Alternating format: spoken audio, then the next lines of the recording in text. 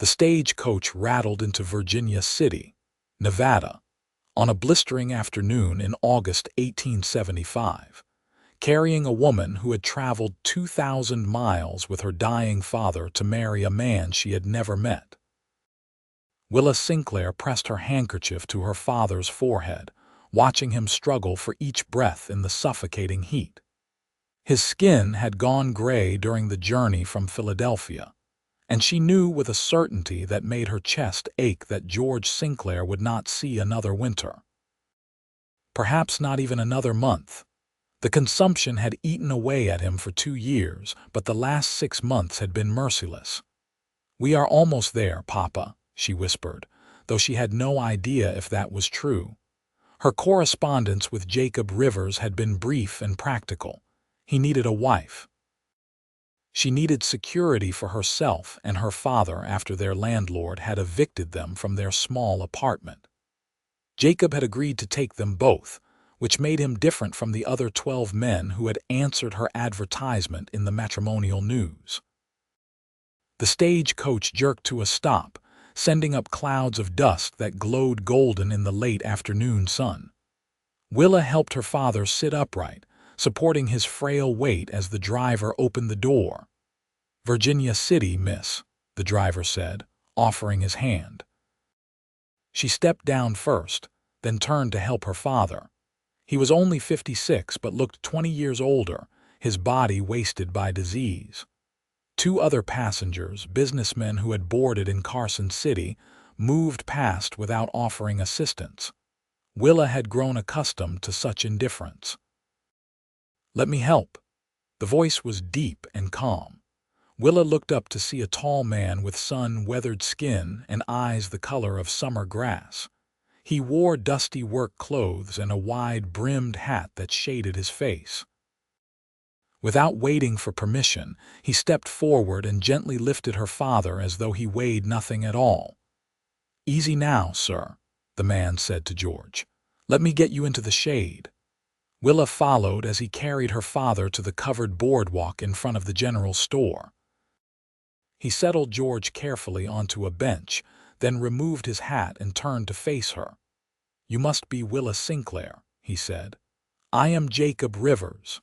She had imagined this moment 100 times during the long journey west.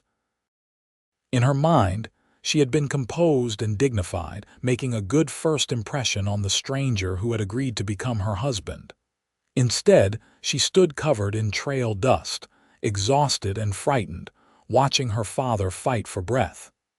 "Yes," she managed. "And this is my father, George Sinclair. The journey has been very difficult for him." Jacob knelt beside the bench, studying George with concern. "Sir, I have a buckboard just down the street. My ranch is 3 miles outside of town. You will be more comfortable there." George opened his eyes. "You are the cowboy." "Yes, sir, I raise cattle. You are taking us both." George's voice was barely audible. "I gave my word," Jacob said simply. He looked at Willa and she saw something in his expression that made her throat tighten. Kindness. Real, genuine kindness. "Let me get you both home." The ride to the ranch passed in a blur. Willa sat in the back of the buckboard with her father's head in her lap while Jacob drove. The landscape was so different from Philadelphia. Mountains rose in the distance. Sagebrush dotted the earth, and the sky stretched endless and blue. Jacob's ranch appeared suddenly, a collection of buildings arranged around a main house. It was larger than Willa had expected, built of solid timber with a wide porch. Cattle grazed in distant pastures, and she could see several men working near the barn. Jacob pulled the buckboard right up to the front porch. "I will get your father settled first, then come back for your things." He carried George into the house, and Willa hurried after them. The interior was surprisingly well maintained, with sturdy furniture and clean floors.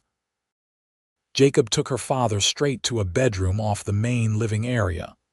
"This is my room," Jacob said, laying George on the bed. "He should not have to climb stairs."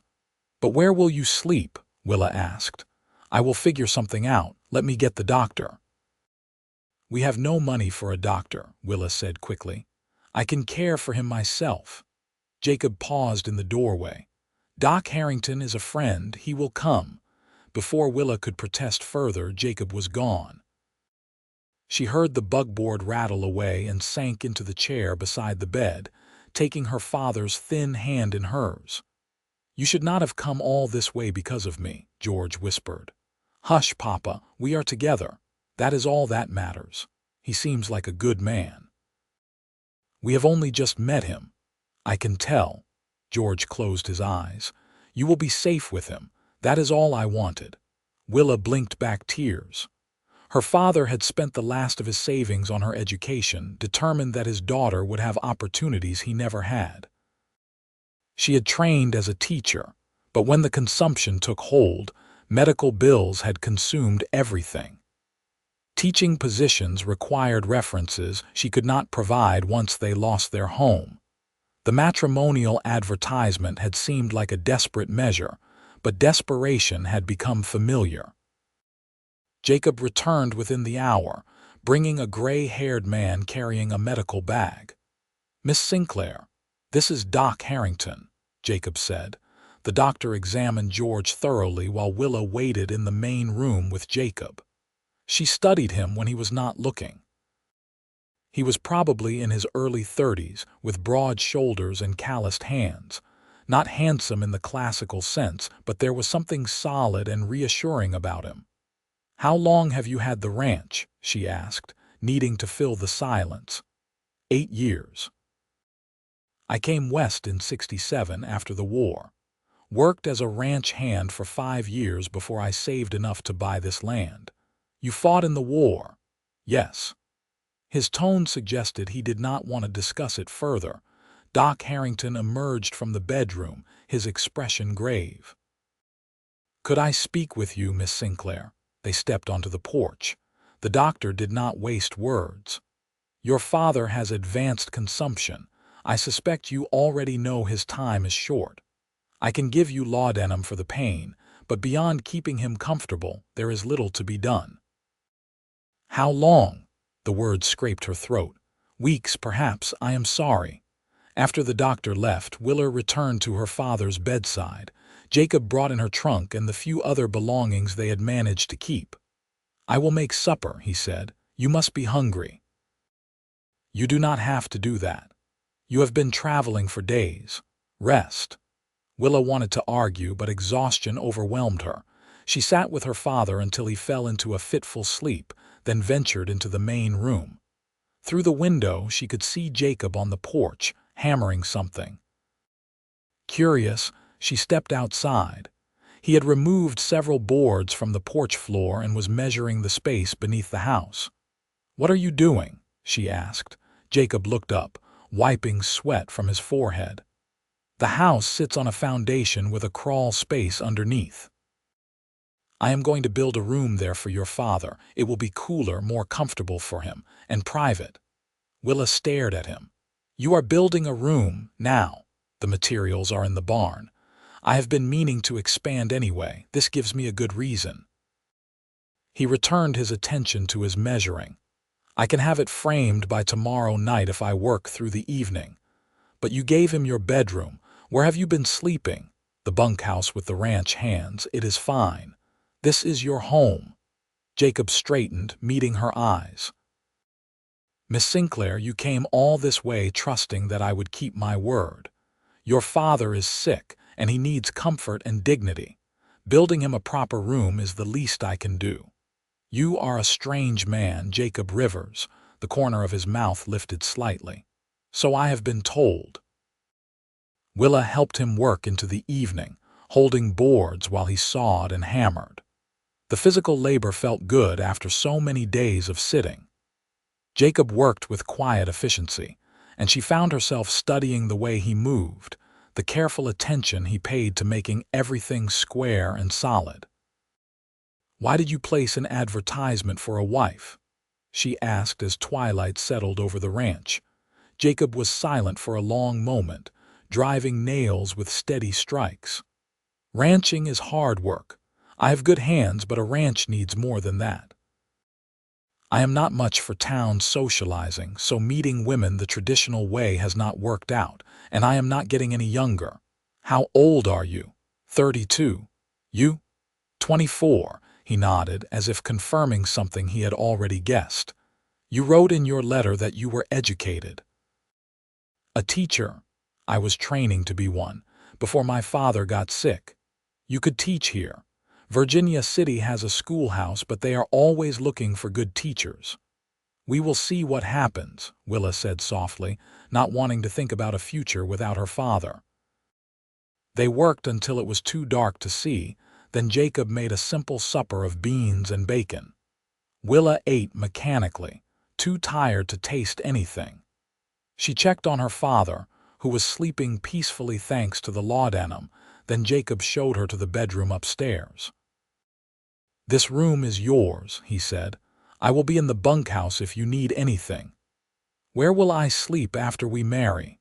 The question came out before she could stop it. Jacob's expression did not change. We can discuss that later. For now, focus on your father. He left before she could respond. Willa collapsed onto the bed, still fully dressed. The mattress was more comfortable than any she had slept on in months. Through the open window, she could hear cattle lowing in the distance and the murmur of men's voices from the bunkhouse. The sounds should have been strange, but instead they were oddly comforting. She fell asleep thinking about green eyes and calloused hands. The next morning, Willa woke to the sound of hammering. Sunlight streamed through the window, and she realized with shock that it was well past dawn. She hurried downstairs to find her father sitting at the kitchen table, a plate of eggs in front of him. "Papa, you should be in bed." "That young man insisted I eat something," George said. His color was slightly better, and he had managed a few bites of food. "He is building me a palace, apparently." Willa looked out the window. Jacob was indeed still working, his shirt already soaked with sweat. 2 ranch hands were helping him now, and she could see that walls were already taking shape beneath the house. "You should eat," her father said. "There are eggs staying warm on the stove." Willa fixed herself a plate, marveling at how surreal everything felt. 2 days ago, she had been terrified about what awaited them in Nevada. Now she was sitting in a comfortable kitchen, watching a man she barely knew build a room for her dying father. After breakfast, she went outside. Jacob looked up from his work. "Morning," he said. "Your father seems a bit stronger." The rest helped, but he should not have gotten out of bed. "A man needs dignity, Miss Sinclair. Sometimes that means sitting at a table for breakfast instead of being treated like an invalid." She could not argue with that. "What can I do to help? Can you paint?" "Paint? I want to paint the interior walls white, make the room bright. The paint is in the barn." Willa spent the morning painting boards that Jacob and his ranch hands had cut and smoothed. The repetitive work was soothing, and she found herself relaxing for the first time in months. One of the ranch hands, a young man named Tommy, kept glancing at her with obvious curiosity. "Tommy, stop staring and focus on your work," Jacob said without looking up. "Sorry, boss, just never seen a mail-order bride before."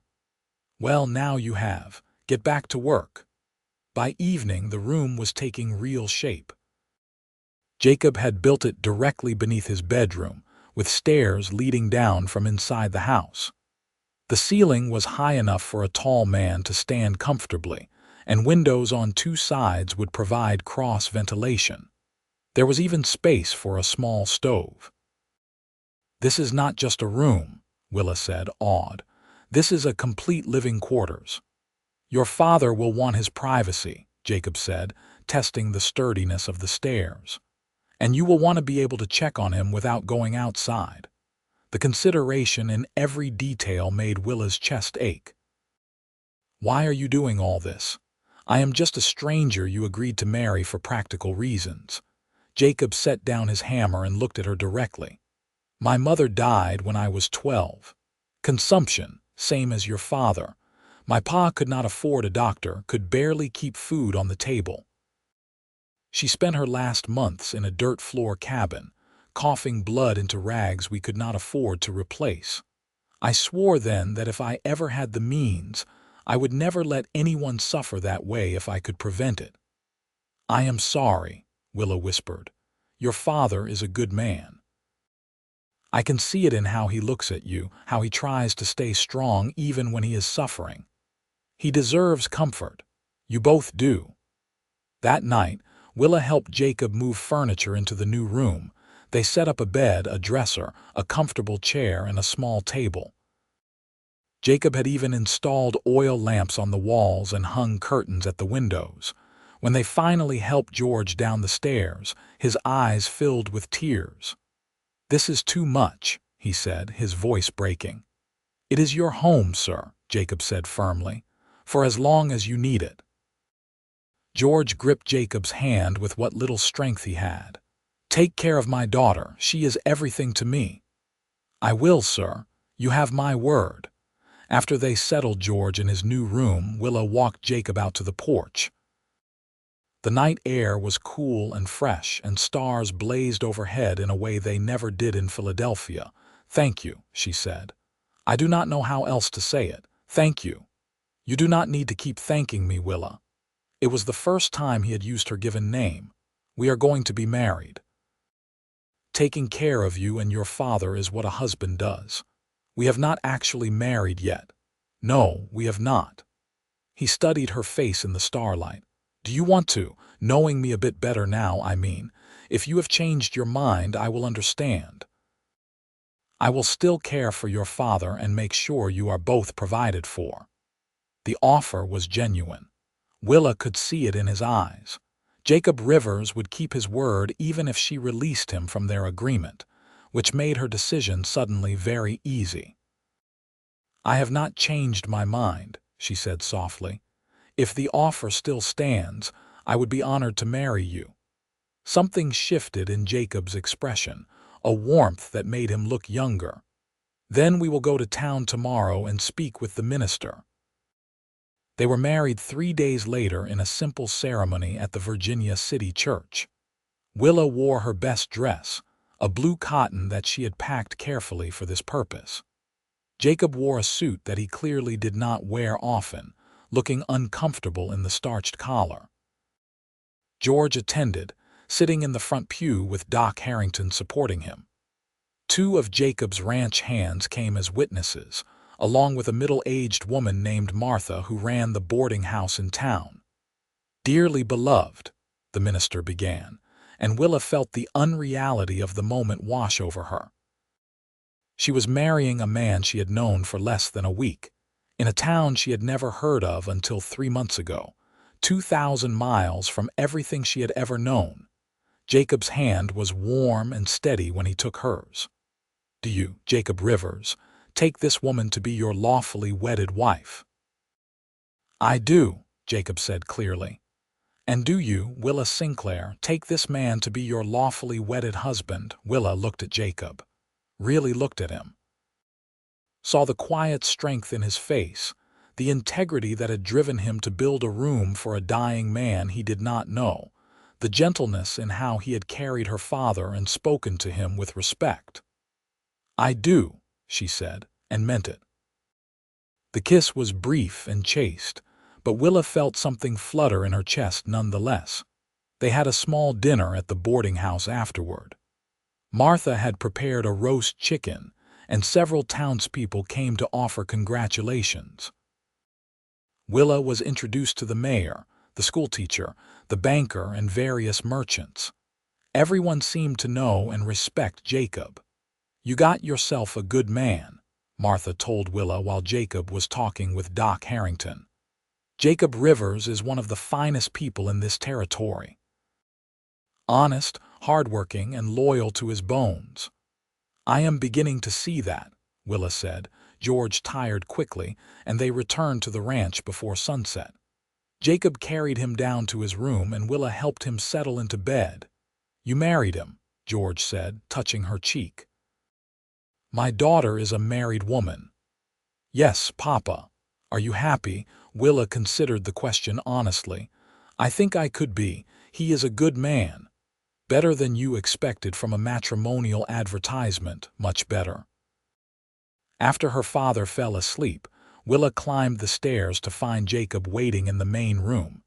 He had changed out of his suit into regular clothes, looking more like himself. "Your room is still upstairs," he said. "I will continue sleeping in the bunkhouse unless you prefer other arrangements." Willa felt herself blush. They had not discussed the intimate aspects of marriage, and she had assumed he would expect his marital rights immediately. "You would do that. Give me time. Willa, we may be married by law, but we barely know each other. I am not going to force anything. When you are ready, if you are ever ready, you just let me know." The relief was overwhelming. "Thank you, Jacob," he smiled, a real smile that transformed his serious face. "We have time. No need to rush." The next weeks fell into a pattern. Jacob worked the ranch from dawn until dusk, managing his cattle and the handful of men he employed. Willa cared for her father, cooked meals, and slowly began to make the house feel like a home. She washed curtains that had not been cleaned in years, organized the kitchen, and planted herbs in a small garden near the porch. George had good days and bad days.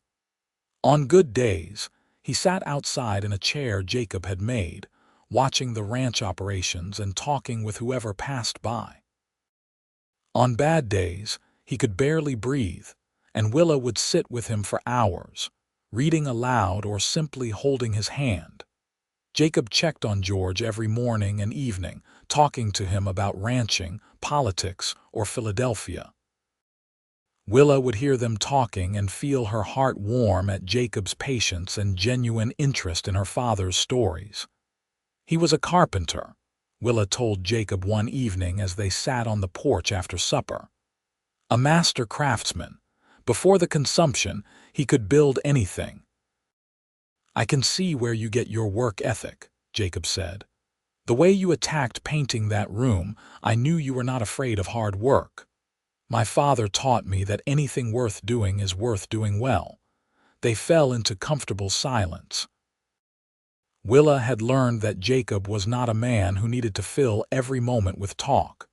He was content to sit and watch the sunset, and she was beginning to appreciate that quality. "The school teacher, Mrs. Patterson, is retiring at the end of the month," Jacob said suddenly. "Doc Harrington mentioned it today. They are looking for a replacement."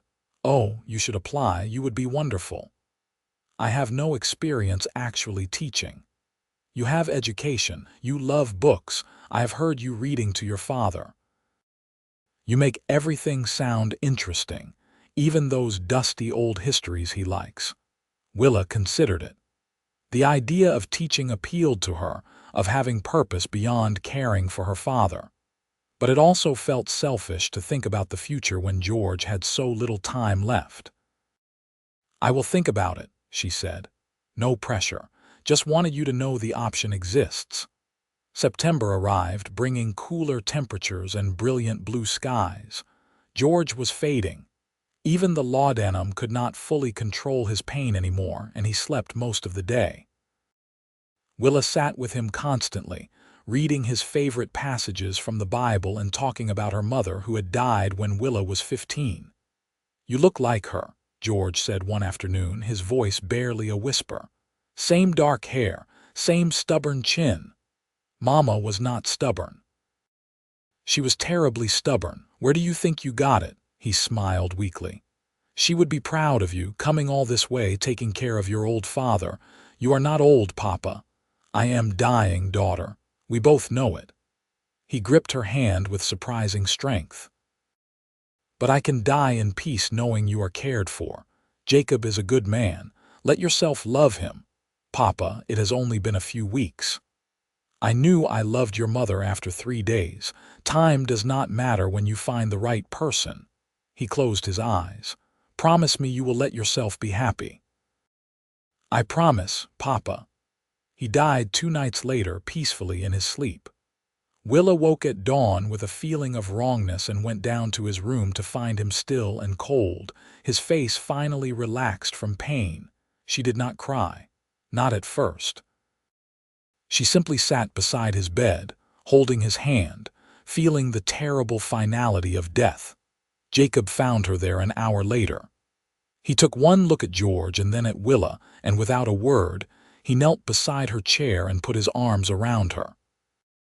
That was when she cried, deep, wrenching sobs that came from somewhere beyond grief. Jacob held her through all of it, not speaking, just being solid and present and alive. They buried George 3 days later on a hill overlooking the ranch. The minister said words that Willa did not hear. Doc Harrington attended, along with Martha and several townspeople who had met George during his brief time in Virginia City. Jacob's ranch hands stood respectfully in the back, hats in hands. After everyone left, Willa stood alone at the grave while Jacob waited by the buckboard. The wind was cool, carrying the scent of sage. Her father would rest here in this beautiful wild place so far from Philadelphia. "Goodbye, Papa," she whispered. "Thank you for everything." The house felt empty that evening. Willa moved through it mechanically, unable to settle. Jacob was in the barn, giving her space to grieve, but solitude was the last thing she wanted. She found him checking on a horse that had thrown a shoe. "Jacob," he looked up, concerned, "are you all right?" "No, but I do not want to be alone." He set down his tools immediately. "Come on. Let me show you something." He led her out past the barn to a small rise where they could see the entire ranch spread below them. The sunset painted everything gold and purple, and cattle dotted the pastures like dark stones. "I come here when I need to think," Jacob said.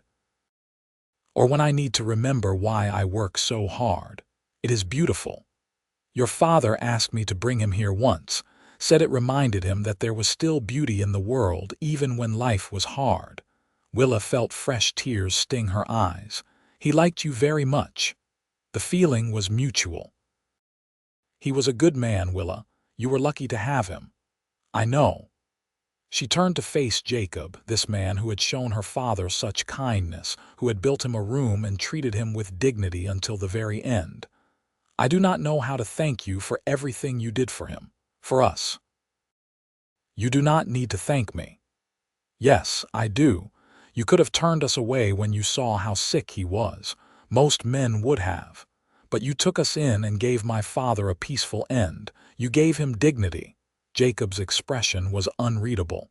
"What kind of man would I be if I had done anything less?" "Most men, apparently." They stood together as the sun sank below the mountains. Willa felt something shift inside her, the first small easing of grief.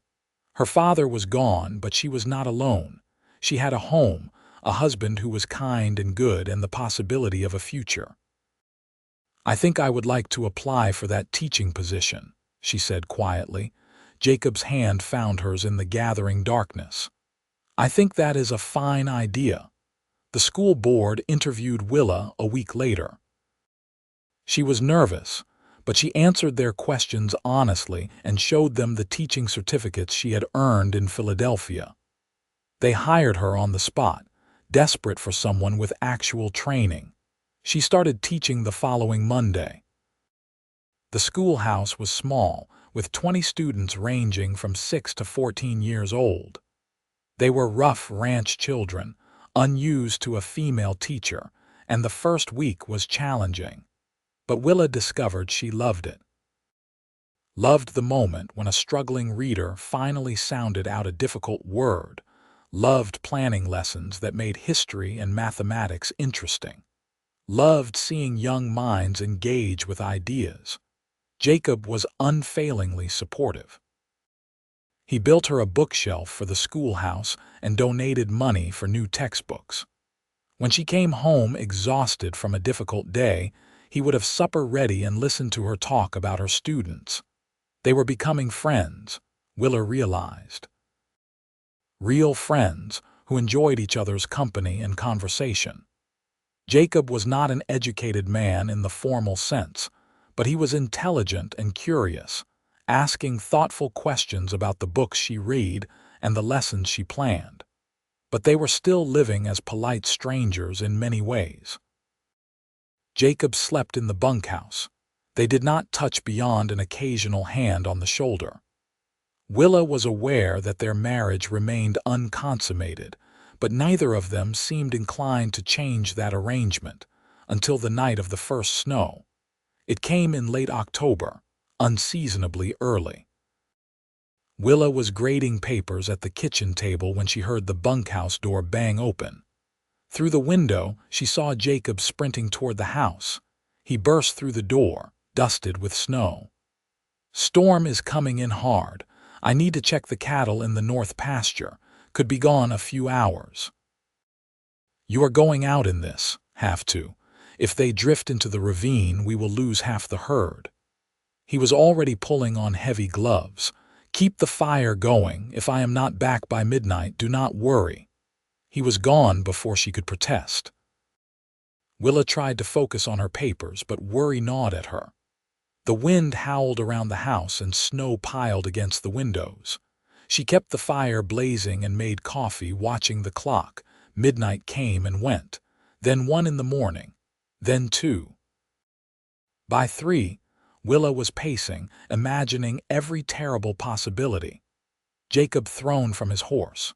Jacob lost in the blizzard. Jacob frozen to death in some ravine. She was about to wake the ranch hands when she heard horse hooves. She ran to the door and flung it open. Jacob was climbing down from his horse, moving stiffly. Snow covered him completely, and even in the lamplight she could see he was shaking. "Cattle are fine," he said through chattering teeth. "Got them to shelter." "Jacob Rivers, you are frozen solid. Get inside right now." She pulled him into the house and shut the door against the wind. His hands were like ice when she grabbed them, and his lips had a blue tinge. "You need to get out of these wet clothes," she said, already unbuttoning his coat. "I will go to the bunkhouse." "You will do no such thing. You will freeze to death walking that far. Upstairs. Now." She bullied him up the stairs, too worried to be embarrassed. In the bedroom, she helped him peel off layers of frozen clothing while she started a fire in the small stove. His skin was alarmingly cold. "Get under the blankets," she ordered. "Willa, I am fine." "You are not fine. You are hypothermic. Get under the blankets before I push you." He was too cold to argue. Willa piled every blanket in the house on top of him, then hurried downstairs to make hot coffee. When she returned, Jacob was still shaking violently. She set the coffee aside and climbed under the blankets with him, pressing her warmth against his cold body. "What are you doing?" Jacob asked, his voice weak. "Warming you up." "Hush." She wrapped herself around him, sharing her body heat. Gradually, slowly, the violent shaking eased. Jacob's breathing steadied. The blue tinge left his lips. "Better," she whispered. "Much." His voice was stronger. "Thank you." They lay together in the darkness, listening to the storm rage outside. Willa was acutely aware of every point where their bodies touched, of the intimacy of lying in bed with her husband for the first time. "I was so worried," she said quietly. "I thought you might die out there." Jacob's arm came around her, tentative. "I am sorry I scared you. Promise me you will not do something like that again." "I cannot promise that. This is ranching, Willa. Sometimes we have to take risks to protect the herd." "I know, I just—" She trailed off, not sure how to articulate the fear that had gripped her. "You what?" "I do not want to lose you too." Jacob was quiet for a long moment. Then, carefully, he turned to face her. Even in the darkness, she could see the intensity in his eyes. "You are not going to lose me," he said softly. "I am tougher than I look. You look pretty tough to me." He smiled, and Willa felt something warm unfurl in her chest. Without thinking, she reached up and touched his face, tracing the line of his jaw. "Willa," Jacob breathed. "Kiss me," she whispered. He did. Slowly at first, questioning, giving her every chance to pull away. When she did not, when she instead pressed closer, the kiss deepened. It was nothing like the chaste peck at their wedding. This was heat and hunger and months of growing affection finally finding expression.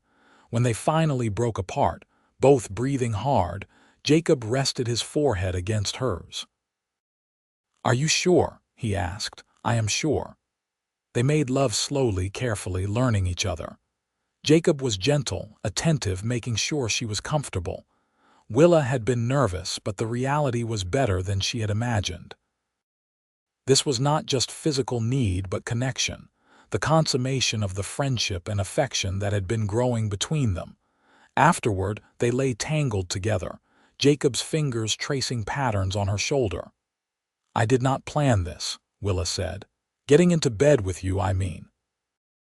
"I really was just trying to warm you up," she felt him chuckle.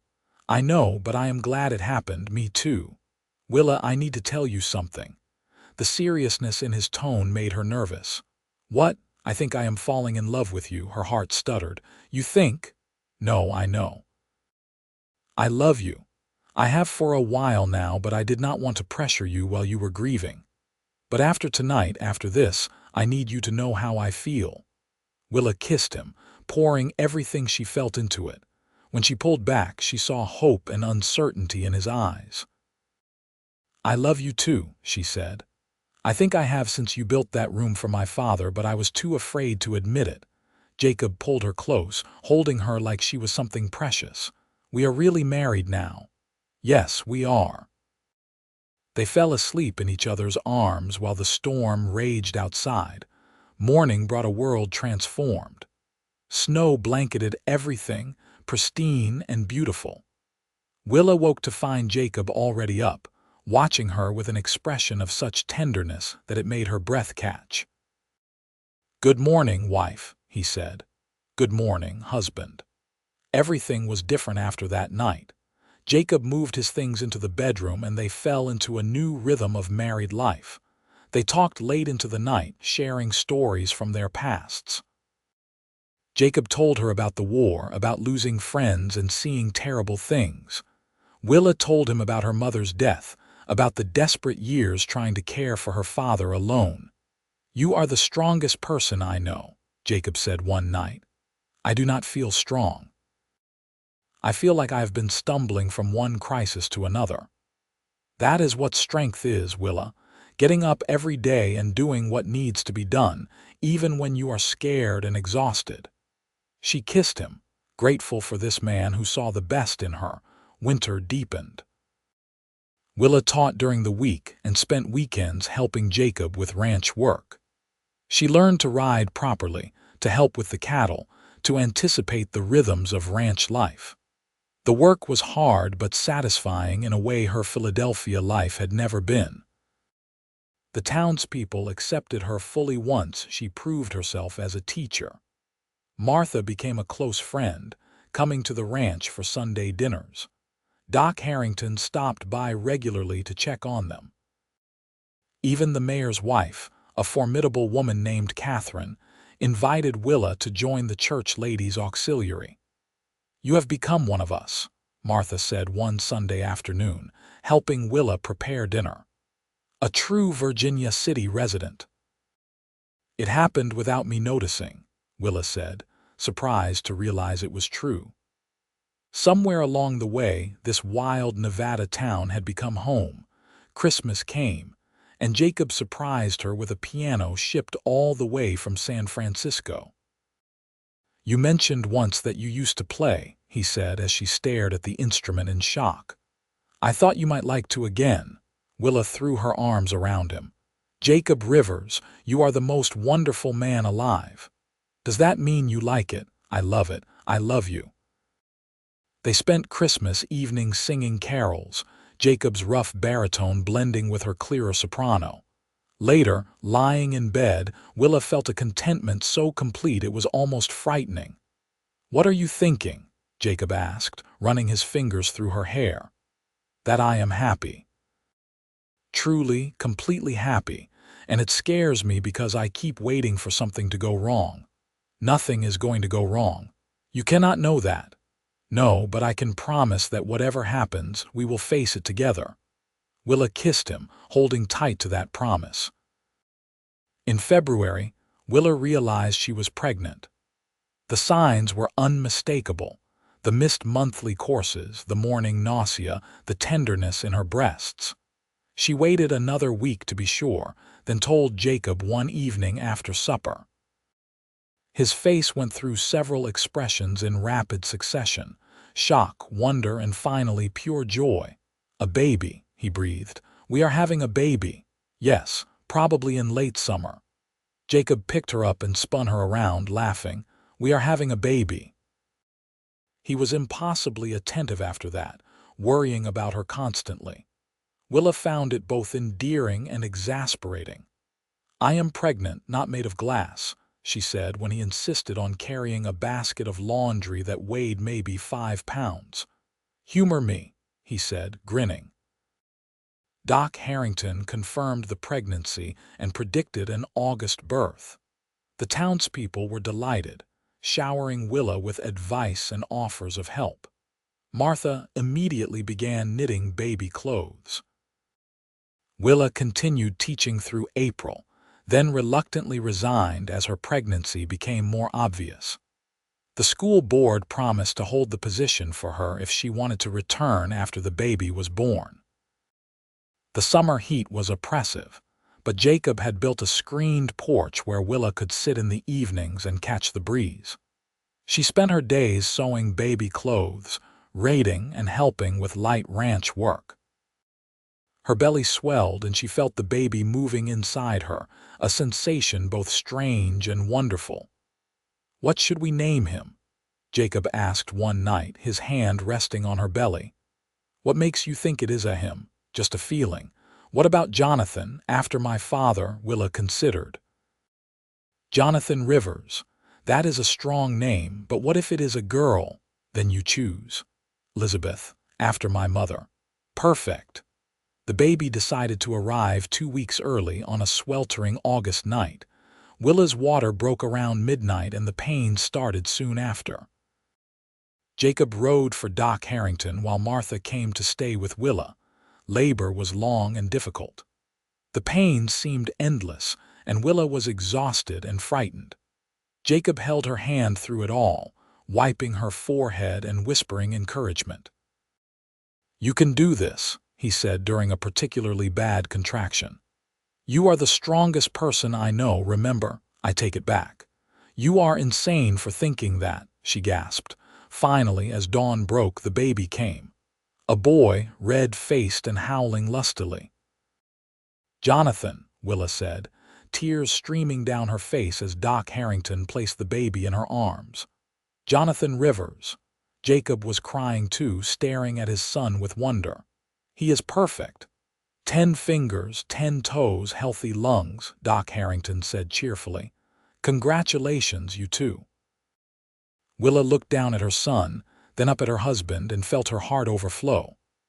A year ago, she had been desperate and frightened, bringing her dying father to marry a stranger.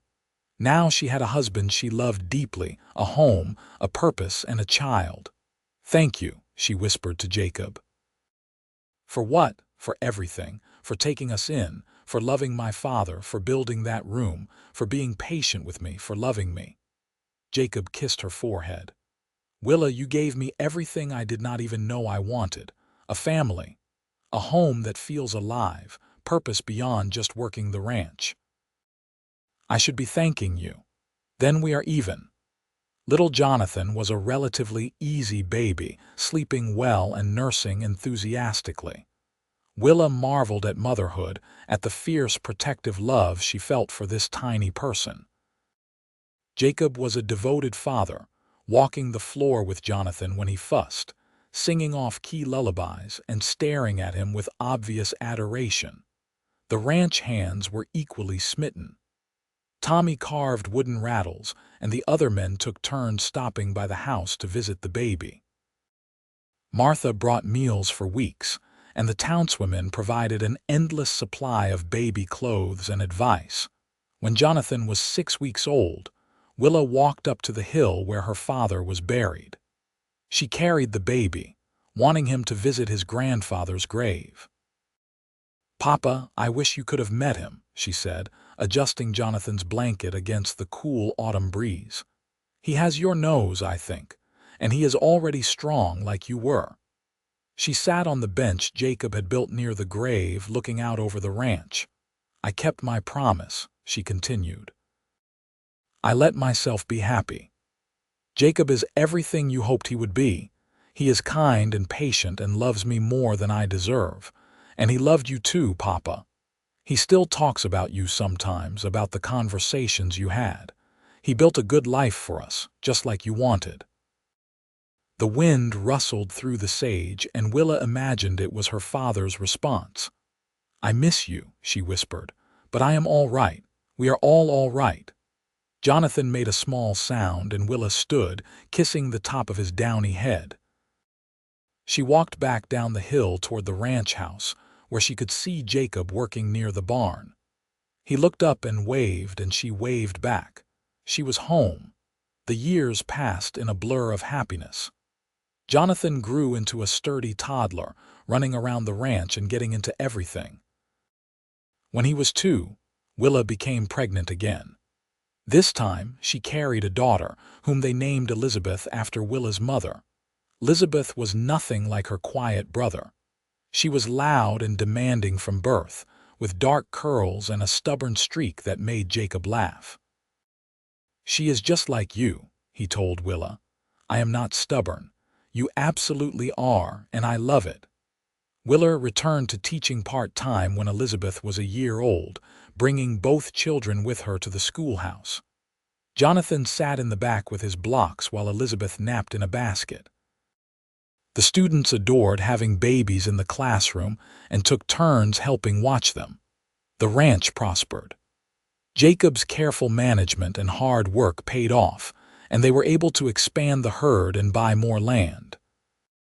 They hired additional ranch hands, built a new barn, and made improvements to the house. One day, Jacob came to Willa with an idea. "I have been thinking," he said. "That room I built for your father, it is sitting empty. I know. I keep thinking we should do something with it. What if we turned it into a library? You have so many books now, and they are taking over the house. We could put in shelves, make it a real reading room." Willa loved the idea. They spent weeks transforming the space, building floor-to-ceiling bookshelves and installing comfortable chairs. When they finished, Willa stood in the doorway, looking at the room that had given her father such comfort in his final weeks. "He would like this," she said. "Papa always loved books." Jacob put his arm around her. "It is a good use of the space. And maybe when the children are older, they can use it too. A whole library in our home. Papa would be so proud." The library became Willa's favorite room. She spent winter evenings there, reading while Jacob worked on ranch accounts nearby. Jonathan would curl up with his own books, laboriously sounding out words, while Elizabeth played with dolls at their feet. When Jonathan was 7 and Elizabeth 5, Willa became pregnant once more. This baby came easily. A second son they named Thomas. "3 children," Jacob said, holding baby Thomas while Jonathan and Elizabeth peered at their new brother. "We have a real family now." "We have had a real family for years," Willa said, smiling. "True, but now it is getting loud." Life with 3 children was certainly chaotic. The house was always filled with noise and activity, but it was also filled with love and laughter. Jacob proved to be an endlessly patient father, teaching Jonathan to ride and rope, letting Elizabeth follow him around the ranch asking a million questions, and carrying baby Thomas in a sling while he worked. Willa watched her husband with their children and fell in love with him all over again. One evening, when Thomas was about 6 months old, Willa and Jacob sat on the porch after putting the children to bed. The night was cool and clear, stars brilliant overhead. "You remember that first day?" Willa asked. "When I stepped off the stagecoach with Papa, of course. You looked terrified but determined, and your father looked like he might not survive the night. I was terrified. I had no idea what to expect, For all I knew, you could have been cruel or dishonest. And instead, you got me." Jacob's tone was self-deprecating. Willa turned to face him. "Instead, I got the best man I have ever known. You saved us, Jacob, not just by taking us in, but by showing such kindness to my father. You gave him dignity and comfort when he needed it most. You built him a room. I did what anyone would do. No, you did what a good man would do. Most people would have sent us away. But you saw a dying man and his desperate daughter, and you helped us. You gave my father a peaceful end." Jacob pulled her close. "And you gave me a reason to build something more than just a ranch. You gave me a family, a real home." They sat together in comfortable silence, listening to the night sounds of the ranch. Inside, they could hear Jonathan talking in his sleep and Elizabeth's soft snoring. "We should have more children," Jacob said suddenly. Willa laughed. "Jacob Rivers, we have 3 children under 7. I think that is plenty for now. Just thinking about the future." "Well, stop thinking and kiss me instead." He did, and Willa felt the same flutter in her chest she had felt that first time in the bedroom during the blizzard. Some things, she thought, never got old. The years continued to pass. Jonathan grew tall and serious with his father's work ethic and his mother's love of learning. Elizabeth was wild and fearless, more comfortable on horseback than in the schoolroom. Thomas was the peacemaker, gentle and kind, with a gift for making people smile. Willa taught generations of Virginia City children, becoming one of the most respected teachers in the territory. Jacob's ranch became one of the most successful in the region, but he never let success change him. He was still the same steady, kind man who had lifted a dying stranger from a stagecoach and carried him to the shade.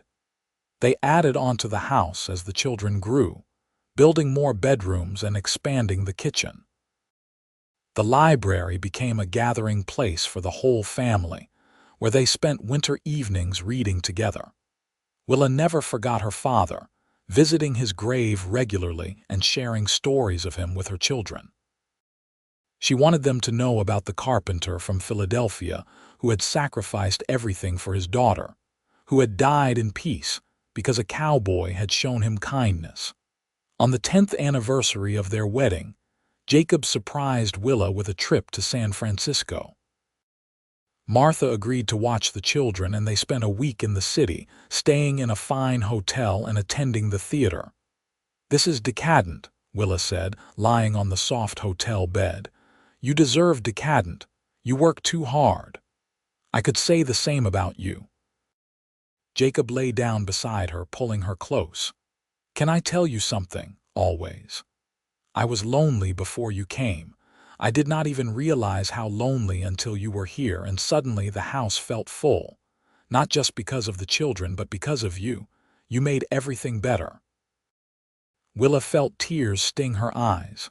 "I love you so much, Jacob Rivers." "I love you too, Willa Rivers. More than I thought possible." They made love slowly, taking their time in the luxury of privacy and quiet. Afterward, lying tangled together, Willa thought about the strange path that had brought them together. A matrimonial advertisement, a dying father, a cowboy who had built a room. "What are you thinking about?" Jacob asked, reading her mood. "Just how lucky I am. How easily things could have gone differently. Fate, maybe, or divine providence. Whatever brought you to me, I am grateful." "Me too." They returned to Virginia City to find their children sunburned and happy, full of stories about their adventures with Martha. The house felt even more like home after being away. Life settled back into its familiar rhythms. Seasons passed in a blur of planting and harvesting, school terms and summer breaks, ranch work and family dinners. When Willa turned 40, Jacob threw her a surprise party.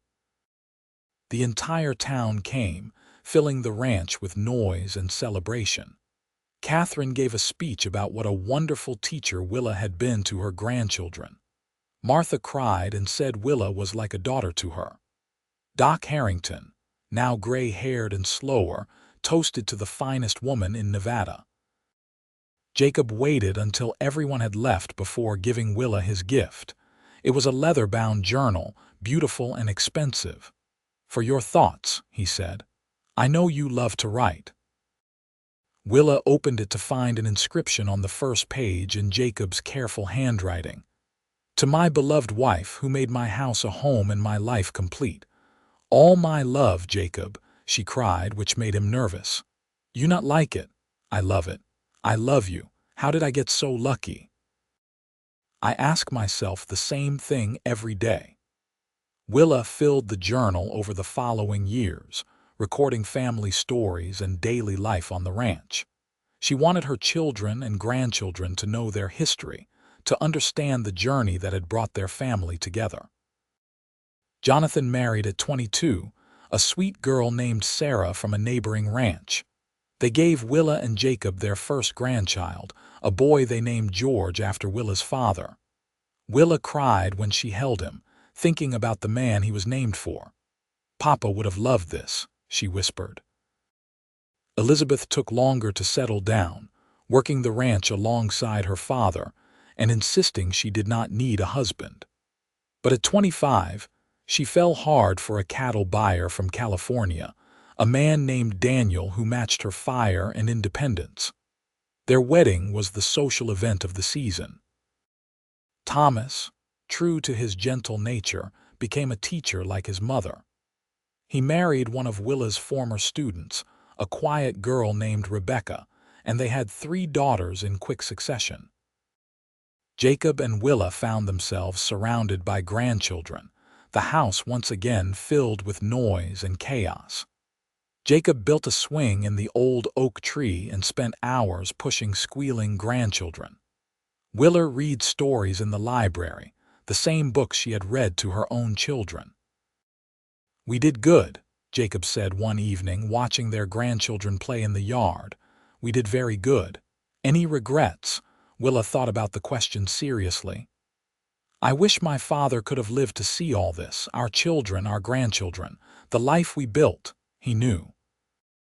"At the end, he knew you would be all right. Because of you. Because you kept your promise to take care of me." Jacob kissed her temple. "Easiest promise I ever kept." They grew old together, their bodies slowing but their love constant. Jacob's hair went white and his hands developed arthritis. Willa's eyes needed spectacles for reading, and her knees ached on cold mornings. But they were together, and that was all that mattered. On their 30th anniversary, their children threw them a party. The whole town came again, 3 generations celebrating the couple who had helped build the community. There were speeches and toasts, music and dancing. Late in the evening, Jacob pulled Willa onto the makeshift dance floor. "Remember our wedding?" he asked, holding her close. "Of course." "You looked so uncomfortable in that suit." "I was terrified. Marrying a woman I barely knew, taking on her dying father. I had no idea if I was doing the right thing. And now I know it was the best decision I ever made." They danced slowly, not caring that the music was faster. Around them, their children and grandchildren danced too, the family they had created together. Willa rested her head on Jacob's shoulder, breathing in the familiar scent of him. 30 years. It seemed impossible. It seemed like no time at all. "I love you, Jacob Rivers," she said. "I love you, Willa Rivers. Always have, always will." The party continued late into the night, but eventually everyone went home. Jacob and Willa stood on the porch, looking out at the ranch bathed in moonlight. "Still the most beautiful place I have ever seen," Willa said. "Made better by you being in it." They went inside, to the bedroom they had shared for 3 decades. The house was quiet now, just the 2 of them like it had been in the beginning. Well, not quite like the beginning. Now there were pictures covering every wall, evidence of the life they had built. Their children at various ages, grandchildren playing, the ranch growing and changing, and in the library, sitting on a special shelf, was a small wooden box. Inside was a photograph of George Sinclair, taken shortly before his death. Beside it was the letter Willa had written to Jacob all those years ago, answering his matrimonial advertisement. Jacob kept it as a reminder of how their story began. A desperate woman, a dying father, a cowboy who had built a room and in doing so had built a family. Years later, when Jacob was 70 and Willa 62, he became ill. It started as a cough that would not go away, then progressed to weakness and fatigue. Doc Harrington had long since retired, but his replacement, a young doctor named Mitchell, diagnosed heart failure. "How long?" Jacob asked, practical as always. "Months, maybe. Perhaps a year if you are lucky and take it easy." "I do not know how to take it easy," Jacob said, but there was no humor in his voice. Willa nursed him carefully, the way she had once nursed her father, but Jacob was not ready to give up. He continued to work the ranch, though at a slower pace. He played with his grandchildren, though he tired more easily. He sat with Willa in the library each evening, holding her hand. "I am not afraid," he told her one night. I am terrified of losing you. You will not lose me. I will always be with you." He touched her heart. "Right here." "That is not enough, I know, but it is what we have." Jacob lived another 18 months, defying the doctor's predictions. He saw 2 more grandchildren born and celebrated his 43rd wedding anniversary, but eventually his heart could not keep going. He died on a spring morning with Willa beside him and all 3 of their children in the house.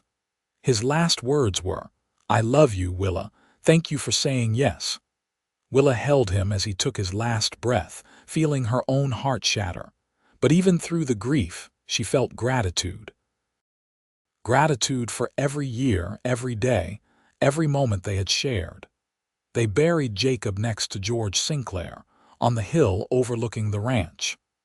The whole town came to the funeral, testimony to the life Jacob had lived and the people he had touched.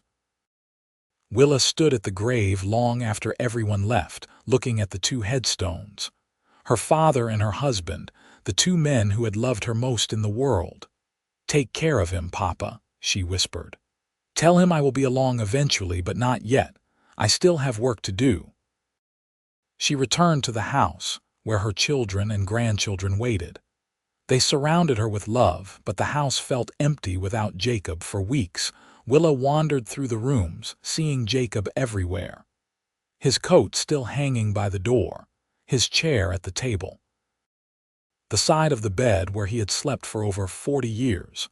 She found comfort in the library, surrounded by books and memories. One day, she pulled out the journal Jacob had given her and began to write. She wrote their story, from the day she stepped off the stagecoach to the morning he died.